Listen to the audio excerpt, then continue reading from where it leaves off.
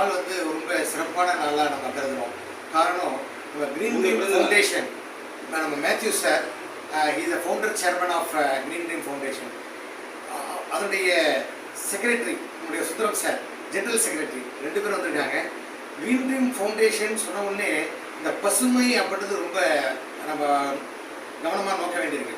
காரணம் என்னென்னா, இவங்களுடைய செய்கிற பணி பார்த்தீங்கன்னா சென்னை மட்டும் கிடையாது, சென்னைக்கு அருகாமையில் இன்னும் அதையும் தாண்டி நிறைய திட்டங்கள், ஏகப்பட்ட மரங்கள். அதில் இப்போ அவர் எதில் ரொம்ப ஃபோக்கஸ் பண்ணுறாருன்னா 1 கோடி மரம் நடுறதுக்கான ஒரு விஷயத்தை எடுத்துருக்காங்க. அதில் இந்த பனை மரம் மிக முக்கியமாக கான்சன்ட்ரேட் பண்ணுறாங்க.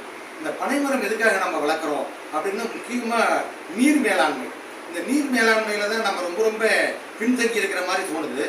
அதை முன்னிறுத்தி நம்ம மேத்யூ சார், நம்ம சுந்தரம் சார்லாம்